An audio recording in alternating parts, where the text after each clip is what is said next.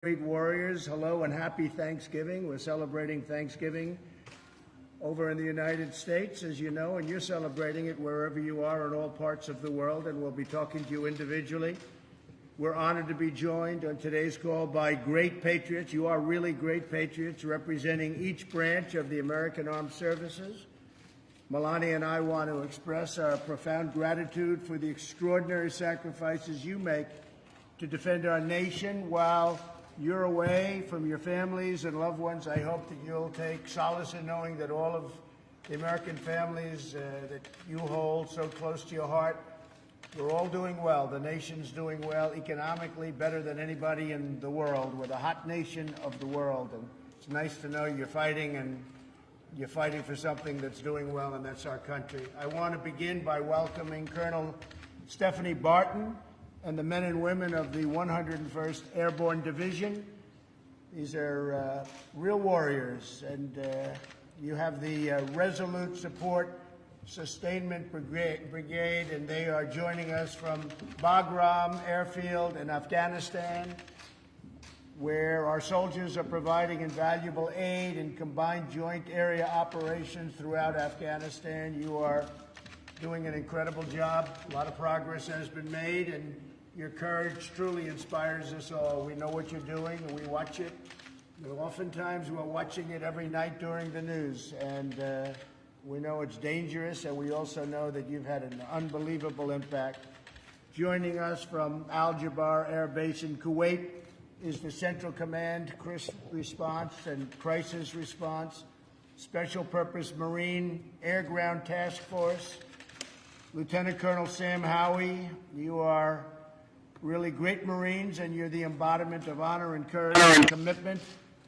It's incredible the job you're doing. I particularly want to congratulate you on the work you've done to crush ISIS from the air and from the ground. And really, big progress has been made. They're very close to being gone, and we like it that way. But you have shown incredible courage, and I have to say you've shown great leadership. So thank you very much. And Lieutenant Colonel, thank you very much, and we'll be talking to you in a little while. Happy Thanksgiving as well to Captain Pat Hannafin and all of the sailors aboard the USS Ronald Reagan. Great ship. Your ship's motto is one that we embrace every day: peace through strength. That's what the motto is, and we have that motto at home. Everywhere the 7th Fleet sails, the USS Ronald Reagan is an enduring symbol of American might, American strength, American power, and really American goodness in so many ways. From the United States Air Force, we're joined by the 455th Air Expeditionary Wing, which is supporting Operation Freedom's Sentinel and NATO's Resolute Support. Brigadier General David Lyons, thank you very much, David, as the commander.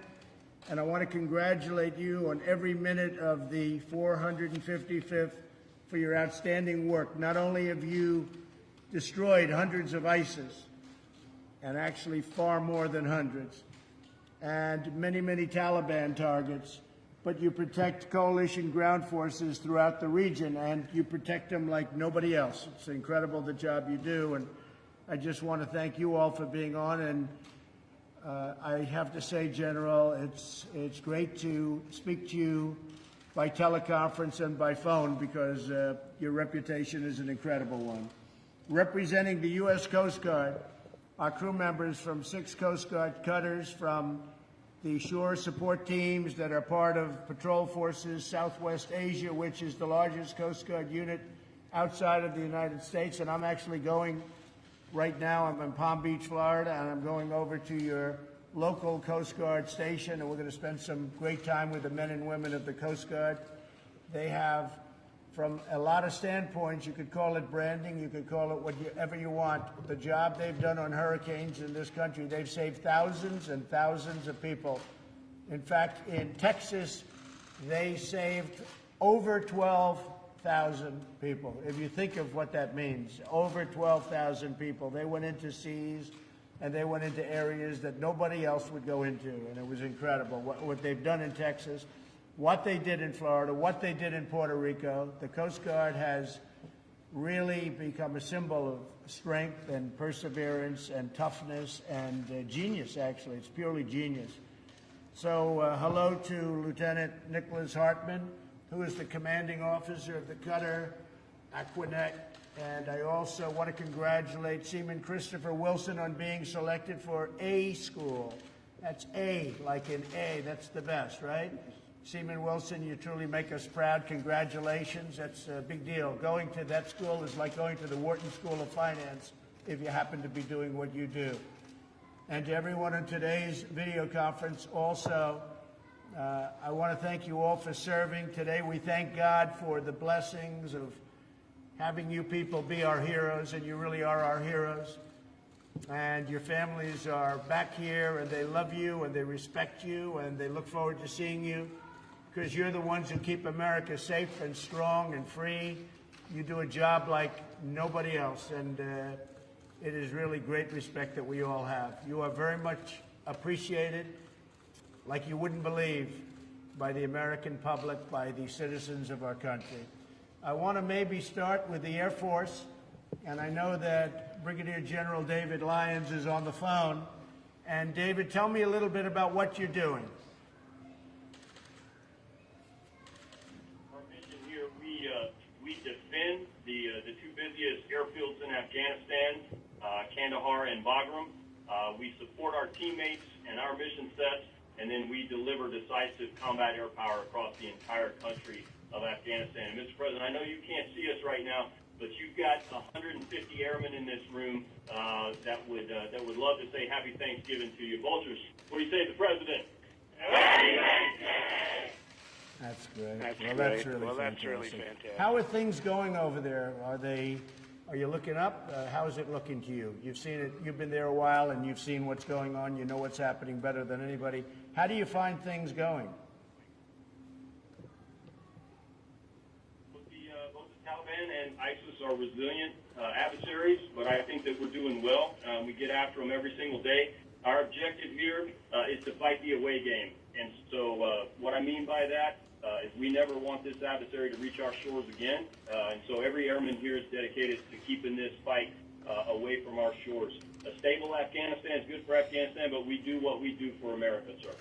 Well, you said it better than anybody could have said. Keep them away from our shores, and that's why we're doing the strong borders. You probably see over the news what's happening in our southern border and our southern border territory. Large numbers of people, and in many cases we have no idea who they are, and in many cases they're not good people. They're bad people. But large numbers of people are forming at our border, and I don't have to even ask you. I know what you want to do. You want to make sure that you know who we're letting in, and we're not letting in anybody, essentially, because we want to be very, very careful. So you're right. You're doing it over there. We're doing it over here. And your people at the border, we have the military at the border for the first time. I don't know if it's ever, or certainly there's never been a presence like this, but we have a very powerful border now.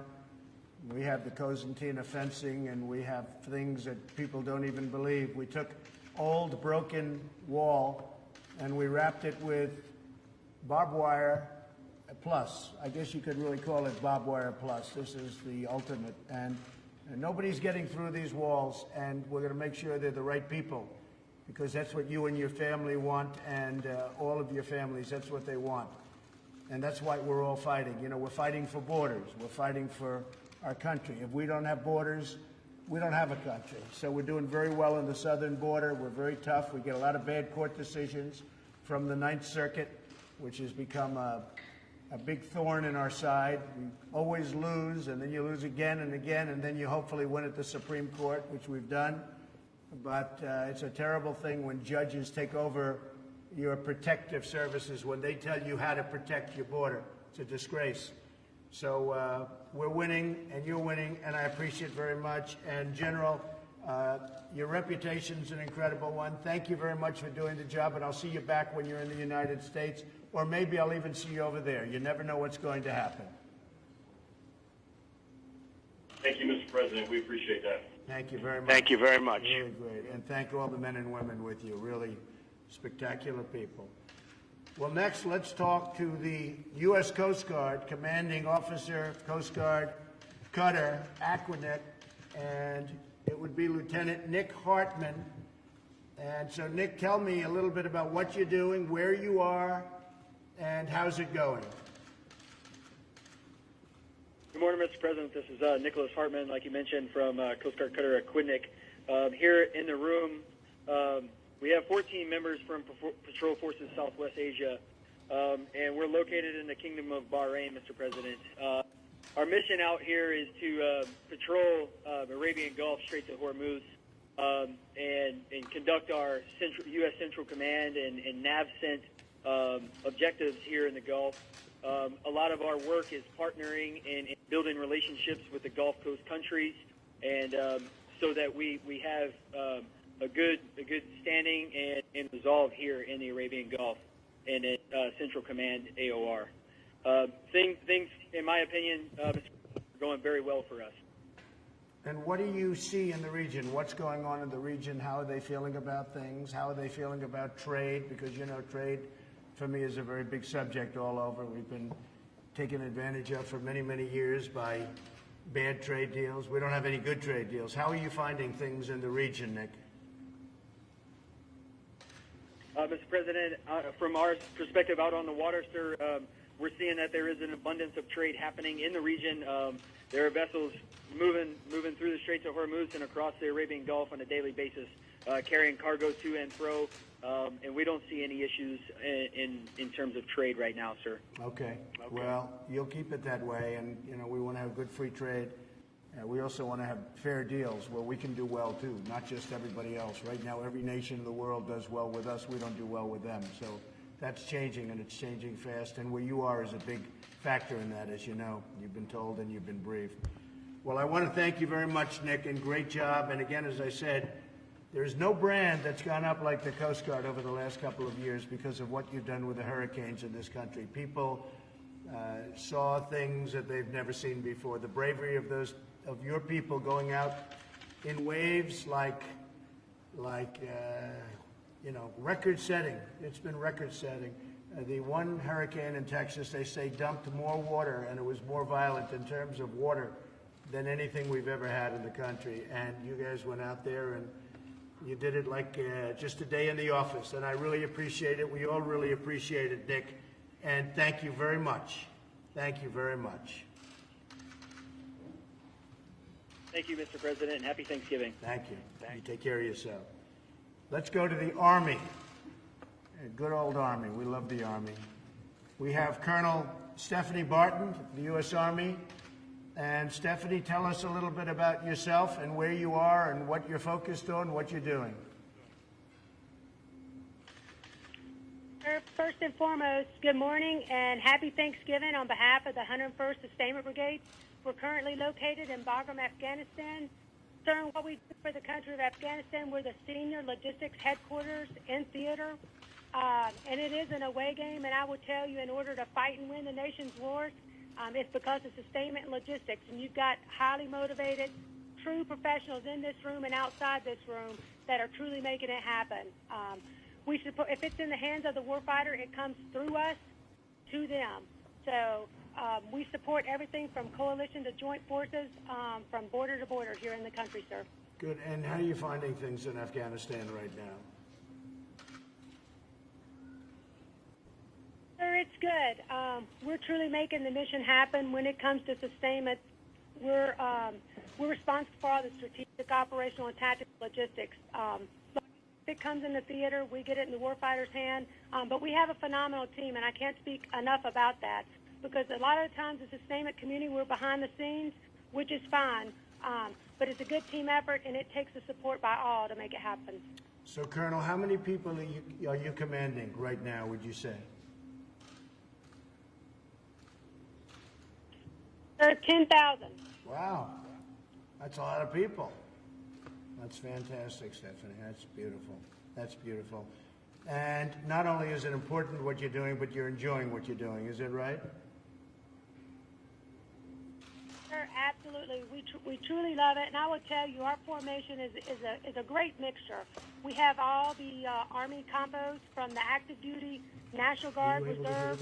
We have Army, DOD civilians, and civilian contractors that literally we all come together and make this mission happen. So We do hate that we're not with our family and friends today, but I tell you, we are a close family here, and I'm truly happy to be a part of it. It takes the whole community, from green suiters to civilians, to make it happen, and sir, you would be very proud because we truly are. It's fantastic. We're proud of you, and I tell you what, we're proud of you people, and please say hello to everybody.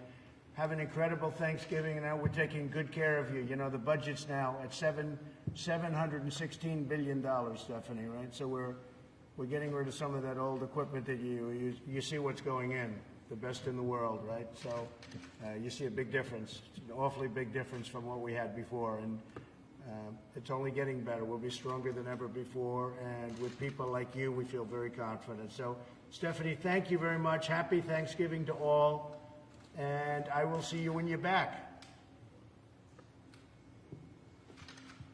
Sounds great. We have one last message, if that's okay. Yes. One, Yes. 2, 3, go! That's great. That's I really great. appreciate that. I really do. I appreciate it. Take care of yourself. We'll see you all soon. Thank you. From the U.S. Marine Corps, we have Colonel George Schreffler. And George, are you on? So this is Lieutenant Colonel Sam Howie. Colonel Schreffler is doing a battlefield circulation right now. Oh. I'm the executive officer, and I'm here with Civil Marines. Good. That's great. That's great, Sam. Good. How's it going over there? It's going great, sir. Right now, the Special Purpose MAGTF, we're based in Kuwait, but we have Marines from Jordan all the way to Afghanistan and up into Iraq and Syria. And every day those Marines are ensuring that those who would do us harm pay for it. It's pretty amazing watching these young men and women, sailors and Marines, and what they do with a smile on their face every day. And how is the progress coming, would you say? I'd say the progress is excellent, sir. We've moved throughout those areas and cleared the vast majority of those enemy forces who face us. And right now, I think we're in a good position to continue that for the rest of the year or foreseeable future. That's great. That's great. I'm hearing very good things. And they treat you good over there, I imagine, right? Do they treat you good? They're outstanding. Our partners throughout, included here at Al Jaber Air Base with the Air Force, they treat us like gold.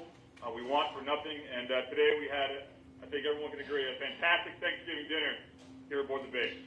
That's great. That's great. Well, they should. We're good friends, and they've been a good ally. We treat them well, and they treat us well, and a lot of good things are happening over there. People are surprised to see how fast things are turning around. But you have one of the great bases. You have something that's incredible and special.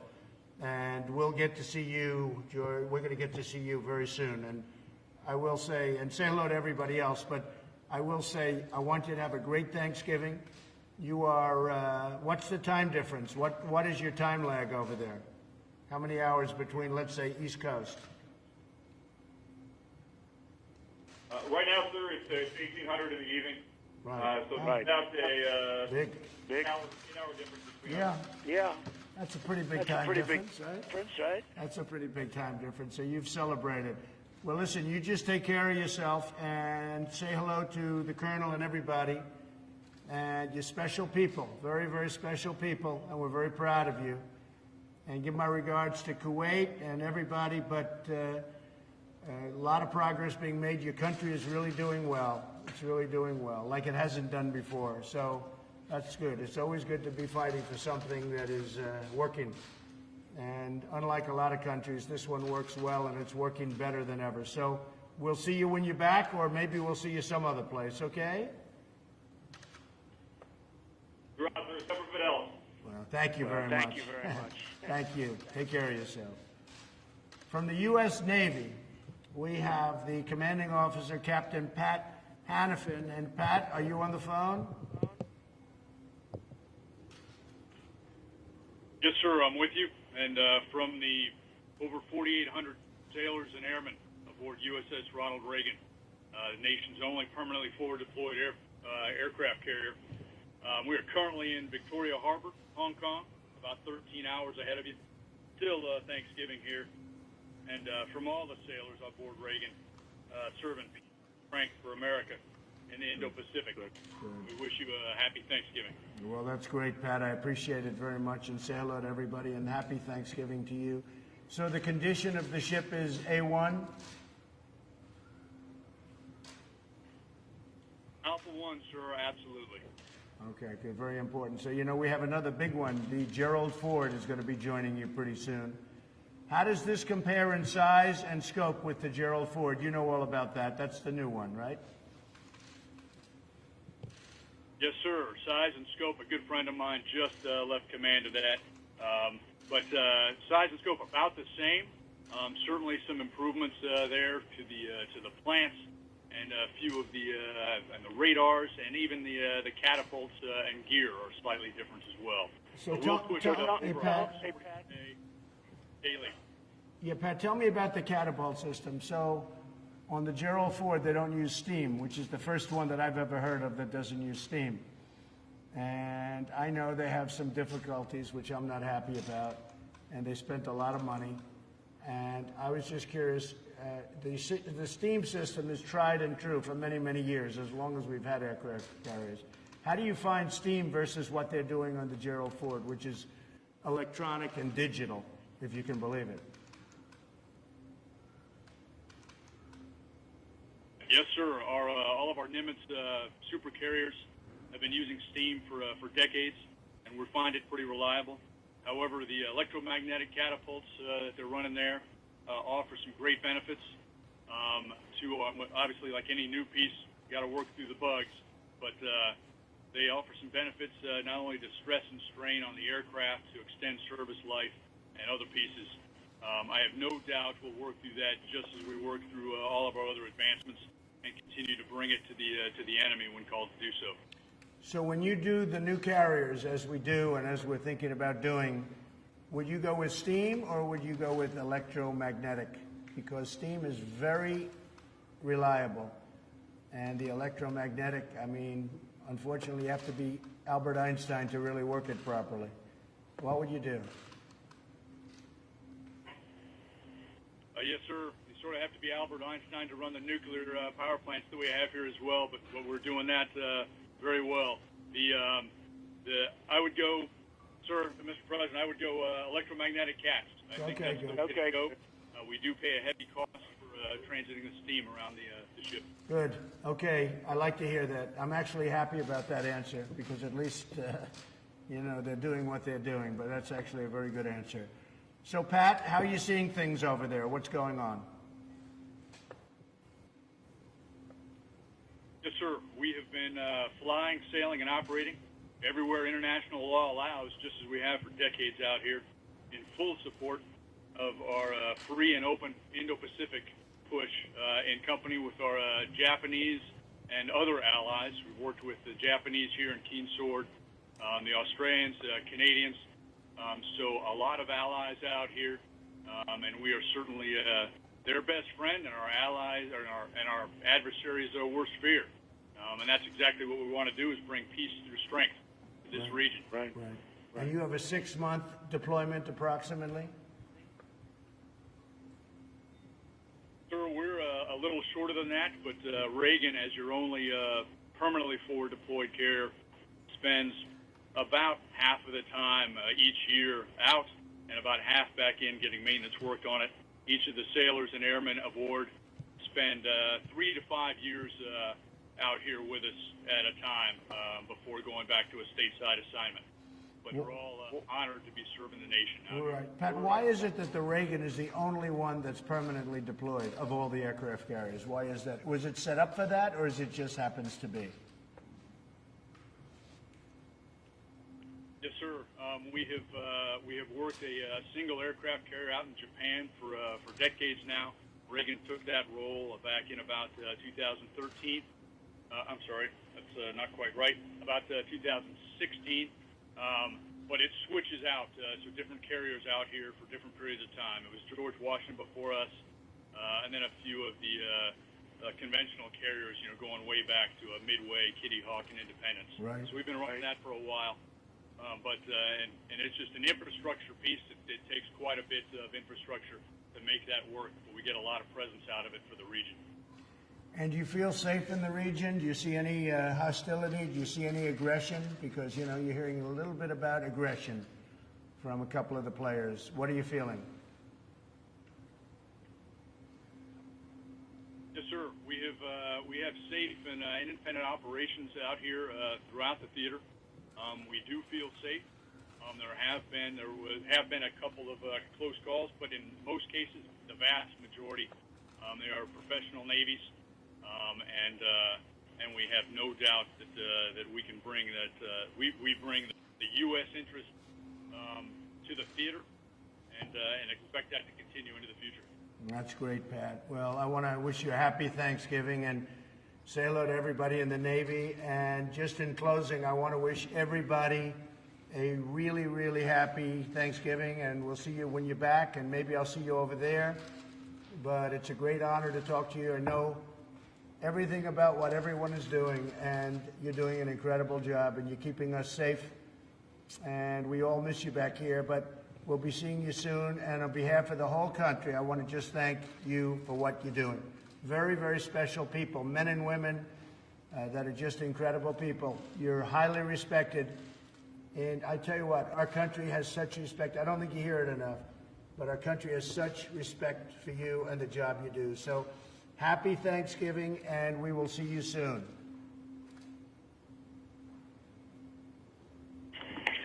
Happy Thanksgiving. Happy Thanksgiving. Thank you. Thank you all. Goodbye. Bye. Great people. They're great people. Okay? President, are you looking forward to going to Afghanistan or going to the Middle East? But we're going to do some interesting things at the appropriate time. We'll be doing some very interesting things. Excuse me? Do you have a sense of when the trip might be yet? I do, but I can't tell you. You're the last people I can tell. How is everything in Florida doing? Okay. Weather's good, right? It's Florida. Welcome to the Southern White House. Does the CIA have a recording of MBS demanding Khashoggi's silence? I don't want to talk about it. You have to ask them. About the border, Mr. President, Well, the border's coming along very well. It's become very strong. We're getting some terrible decisions from the Ninth Circuit, as usual. I don't know if we've ever had a victory in the Ninth Circuit. We have to appeal it. Yes, a vast number of their decisions get overturned, generally speaking. And it's a shame. It's a shame. It's a disgrace, frankly. And essentially, they're legislating. They're saying what to do. Some judge sitting in some location very far away is telling our incredible military and law enforcement what to do, and it's not right. And it's been going on like that for a long time. And we are doing really well, considering the laws are a disaster. And if we had the right laws, it would be a lot less expensive and would do it a lot easier. But we don't have the right laws, and we have people interpreting the laws, and they always give us a bad interpretation. So hopefully we've shown some light on the Ninth Circuit. I know that Chief Justice Roberts, John Roberts, has been speaking a little bit about it, and I think and I have a lot of respect for him. I like him and I respect him, but I think we have to use some common sense. This Ninth Circuit, everybody knows it. It's totally out of control. And what they're doing, what they're saying, the opinions are very unfair to law enforcement. They're very unfair to our military. And they're very unfair, most importantly, to the people of our country, because I'm keeping them safe. And you see how we fortified things, and all of that vast amount of fighting that you see going on at the border, it's all taking place in Mexico. And Mexico cannot believe how tough these people are. The mayor of Tijuana and so many others had said, boy, these are tough people. They start fighting right away. They're tough people. You have many criminals in that caravan, and the big caravan hasn't arrived yet. And we're very well fortified. We have fencing and walls like very few people have. We've been able to do it rather quickly. Cosentino wire, and so many other things are there now that they didn't have. And they're not coming through. We're not letting criminals into our country. Got to come in legally. You have to come in through a process. So we want people to come in because I have many, many companies moving back into the United States. They're opening up car plants. They're opening up factories all over the country. The United States is booming. We have the lowest unemployment we've essentially in most groups ever had. So we have a lot of good things happening. We need workers, but they have to come in legally. We want them to come in, but they have to be people that want to work and want to do a great job for our country. They come in through a merit system. They have to come in. Right now, under the Democrats, they don't have a merit system. They want open borders and people can just flow in. You have tremendously dangerous people in those caravans. And we do not want them coming into the United States, and we're not going to let them. We're throwing out MS-13 and so many others. We're throwing them out of our country by the thousands that got in here over the years. And we're throwing them out by the thousands, and we're bringing back towns. We're making towns safe, and we're doing an excellent job. But we're getting hurt by the Ninth Circuit very, very badly. Everybody files in the Ninth Circuit. I haven't seen anybody file anyplace else. They automatically go to the Ninth Circuit. They could go any place in the country. And I think we're going to have to stop that somehow. The judges are going to have to get together, or Congress is going to have to get together and stop it, because they're taking advantage of our country by filing consistently and always, just about, that I see, in the Ninth Circuit. Even our legislation that we did have passed, it failed in the Ninth Circuit, it failed in the Ninth Circuit appeal, it then won in the Supreme Court. And it's just a shame, because it's really hurting people. It's hurting our law enforcement tremendously. And now that the military is on the border, it's really hurting our military. And frankly, when they hear of these decisions, these are professionals, the military, the law enforcement, first responders. They can't believe the decisions that are being made by these judges. This is what they do. They do law enforcement, law and order. And they get these decisions down. They say, who makes these decisions? They're not into the lawyer things. They say, who makes these decisions? Who are the people that are giving these decisions that are going to make it unsafe for us, meaning law enforcement and military, and making it unsafe for the United States? So despite that, we have a very powerful border, and a lot of good things are happening. Mr. Bergen, are you concerned that by not punishing Saudi Arabia more, it could send a message to other world leaders that they can do as they please and America could be weak in their eyes? No, not at all. Saudi Arabia has been a long-time strategic partner. They're investing hundreds of billions of dollars in our country. I mean, hundreds of billions. They're keeping the oil prices low. I see that yesterday, one of the papers, I was blamed for causing traffic jams because I have the oil prices so low. Well, I have the oil prices low because I'm jawboning them and others all the time to keep them low. Nobody ever did that. No president ever did that. And gasoline is now at a very low number. But I actually got even beat up for that, where they said the president has the gasoline so low that he's causing traffic jams. Can you believe this one? I said, that's one nobody ever thought of. So anyway, no, but I'll always, let's have some traffic jams. We want low oil prices, and Saudi Arabia's really done a good job in that respect. They pumped out a lot more oil than was going to be pumped out when I called them about 4 weeks ago. And if you look at oil 4 weeks ago, it was at 82, 83, and it was going up to 100 a barrel. That would have doubled your prices and even tripled your prices at the car for gasoline. And instead, you have very low gas prices all over the country. That's because of what I did, and Saudi Arabia helped us. But very importantly, they're investing billions of dollars. They're buying their equipment from us. And remember this, they don't have to buy it from us. They can buy it from Russia, and they can buy it from China. They make very good equipment. They don't make as good equipment as we make. Nobody does, nobody even close. But they make very good equipment. So they can spend that money in Russia and China and other places, and that is not acceptable. Well, the CIA, Mr. President, concluded with confidence that India... They didn't conclude. No, Josh, they didn't conclude. I'm sorry. Do you think they did not? Josh, no, they didn't conclude. They did not come to a conclusion. They have feelings certain ways, but they didn't have the report. And you can ask Mike, they have not concluded. Nobody's concluded. I don't know if anyone's going to be able to conclude that the Crown Prince did it. But I will say this, I don't know. I don't know. But whether he did or whether he didn't, he denies it vehemently. His father denies it, the king, vehemently. The CIA doesn't say they did it. They do point out certain things, and in pointing out those things, you can conclude that maybe he did or maybe he didn't. But that was another part of the false reporting, because a lot of you said yesterday that they said he did it. Well, they didn't say that. They said he might have done it. That's a big difference. But they're vehemently denying it, and we have hundreds of thousands of jobs. Do people really want me to give up hundreds of thousands of jobs? And frankly, if we went by this standard, we wouldn't be able to have anybody as an ally, because look at what happens all over the world. But then you could also take a look at Iran. Take a look at Syria, where, millions of people have been just slaughtered horribly, horribly.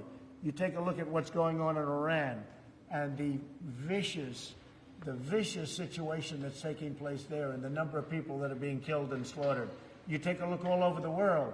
We're not going to be able to let's not deal with anybody. The fact is that Saudi Arabia is tremendously helpful in the Middle East. If we didn't have Saudi Arabia, we wouldn't have a big base. We wouldn't have any reason, probably. I mean, if you look at Israel, Israel would be in big trouble without Saudi Arabia. So what does that mean? Israel's going to leave? You want Israel to leave? We have a very strong ally in Saudi Arabia. We have an ally that said they did not commit at the top level, the Crown Prince, the King. They did not commit this atrocity, and it's an atrocity. It's a terrible thing. I dislike it more than you do. But the fact is, they've been a very strong ally. They create tremendous wealth. They create really tremendous number of jobs in their purchases. And very importantly, they keep the oil price down. If you want to see a global depression, all you have to do is lift the oil price $50 a barrel, which could happen very quickly once we lose that relationship. So I hate the crime. I hate what's done. I hate the cover-up. And I will tell you this, the Crown Prince hates it more than I do, and they have vehemently denied it. The CIA points it both ways. As I said, maybe he did, maybe he didn't, but I will say very strongly that it's a very important ally. And if we go by a certain standard, we won't be able to have allies with almost any country. Okay? Who should be held accountable? Maybe the world should be held accountable, because the world is a vicious place. The world is a very, very vicious place. You look at what's happening in China, and you look at what's happening in so many different countries. I could name many countries. You look at what's happening with terrorism all over the world.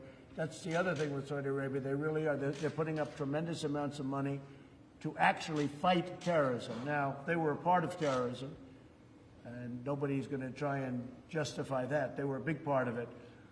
But they're spending a lot of money, and they're opening up, and they're doing a lot of things that are very good. They're really opening up that country for a lot of good. Until this happened, there were a lot of people saying a lot of good things about the Crown Prince. So he strongly denies it. He vehemently denies it. And my policy is very simple. America first. Keep America great again. And that's what I'm doing, and we're doing better than anybody thought even possible. Yes, ma'am. Sir, you've been talking to the troops. I'm wondering if To who? The troops today. Yes. I'm wondering if you can tell us at what point do you want to withdraw troops from Afghanistan? Well, we're always looking to do the right thing, and we'll be seeing over a period of time. But we're looking, I just spoke to Afghanistan, as you know.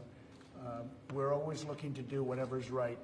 We're in very strong negotiations in Afghanistan right now, which a lot of people don't know about. This may be the first, but we are in very, very strong negotiation in Afghanistan. We'll see what happens. If something happens, that would be a great thing. I'd be very happy about that.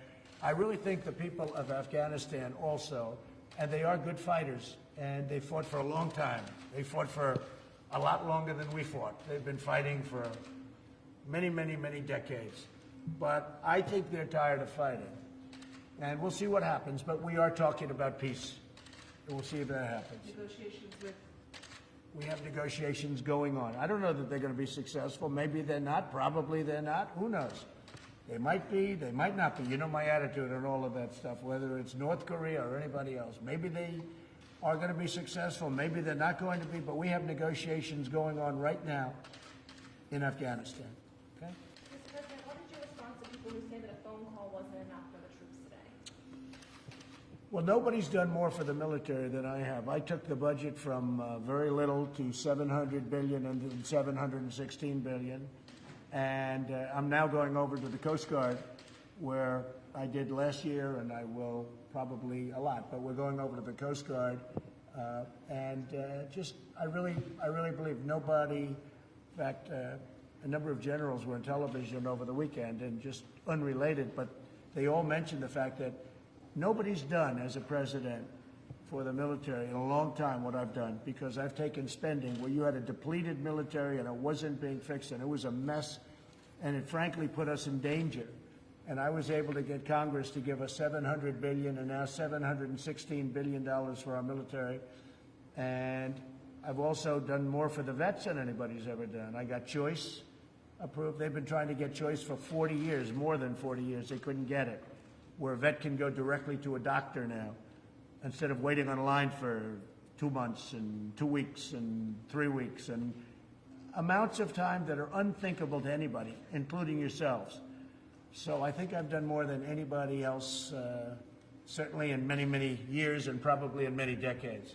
Mr. President, are there any updates on the troops that are being sent to the border in regards to the caravan? No, no troops. We're going to have a strong border. Our southern border is going to be very strong. You heard me speaking to some of the folks just now in different parts of the world, and they're so proud of the job they're doing. And you got to have borders. If you don't have borders, you don't have a country. I mean, the Democrats want open borders, and they want these people coming in. Many of those people are criminals, okay, and have been so adjudged. We know who they are. They have records. They have some very substantial criminal records, some very bad criminal records. They're in the caravan. You saw what happened in Tijuana, where a number of the people said, these are tough people. They start fighting. They're starting fistfights. They have fistfights all over the streets. They're starting fistfights. They said, these are not like normal, innocent people. These are people, you talk to them and they start a fistfight. I don't want that in this country. Okay? Mr. President, what about the idea that the military may use lethal force against these migrants? If they have to, they're going to use lethal force. I've given the okay. Yeah, if they have to. I hope they don't have to. But, you're dealing with a minimum of 500 serious criminals. So I'm not going to let the military be taken advantage of. I have no choice. Do I want that to happen? Absolutely not. But you're dealing with rough people. You ask the people in Tijuana, Mexico. They opened up with wide arms. Just come in, let me help you, let us take care of you. And within 2 days, now they're going crazy to get them out. They want them out. Because things are happening, bad things are happening in Tijuana. And again, it's not in this country because we've closed it up. 2 days ago, we closed the border. We actually just closed it. We're saying nobody's coming in because it was out of control. But you take a look at Tijuana, Mexico, and you see what's happening there. It's really a bad situation. What do you mean you close the border and nobody's coming in? What do you mean by that? If we find that it's uncontrollable, Josh, if we find that it gets to a level where we are going to lose control or where people are going to start getting hurt, we will close entry into the country for a period of time until we can get it under control. To the entire border? The whole border. I mean the whole border. And Mexico will not be able to sell their cars into the United States, where they make so many cars at great benefit to them, not a great benefit to us, by the way. But at least now we have a good new trade deal with Mexico and with Canada. But we will close the border. And that means that Mexico's not going to be able to sell their cars into the United States until it's open. But we're going to either have a border or we're not. And when they lose control of the border on the Mexico side, we just close the border. And we have a very powerful border. We built a very strong border in a very short period of time, and the military has been fantastic. The job they've done. And by the way, Border Patrol and ICE, all of the law enforcement we have involved, and we have local law enforcement too, they have done an incredible job. And they've wanted this for years. I'm the first president that's done it to this extent, but they've wanted this for years. And some of the presidents, I guess they didn't care, or they wanted open borders. I don't think they wanted open borders, because most of them, if you go back to 2006, they all approved essentially a wall, a very powerful fence, which is pretty much the same thing. But in 2006, if you look, Obama, You look at Hillary Clinton, you look at Schumer, all of the people that are standing up protesting. They think it's good for them politically. See, I think it's very bad for them politically. I think the fact that they're weak on the border is very, very bad for them politically. But, you know, I've only been a politician for 3 years, so maybe they know better than me. Is there going to be a government shutdown over this wall in December? Could happen, yeah, over border security. The wall is just a part of border security, a very important part, probably the most important part. But could there be a shutdown? There certainly could, and it will be about border security, of which the wall is a part. Do you think Secretary Nielsen is doing a good enough job? Well, she's in there trying, I'll tell you. It's a tough job. I mean, yesterday she gets a ruling that things that we were doing, a judge that knows nothing about it decided to take law enforcement into his own hands, and he gives a ridiculous ruling. So we'll appeal it. But it makes the job harder. We're still doing the job perfectly. But it makes the job harder, and it makes the job more dangerous. Because a judge made a ruling that was shocking. Okay? Just to be clear, going back to the idea of shutting down the border, what would it take for you to reach that step and want to do that? Well, I've already shut it down. I've already shut it down for short Are you periods. talking about that one border? No, yeah. I've already shut down parts of the border because it was out of control with the rioting on the other side in Mexico, and I just said shut it down. What does that look like in practice? What? What does that look like in practice to shut down the border? You see it. I mean, it took place 2 days ago. Did you have to sign an order? Is there any? Yeah, they called me up and I signed an order. Can we get a copy of that? Oh, you don't need it, don't worry. It's not that big a deal, but maybe to some people it is.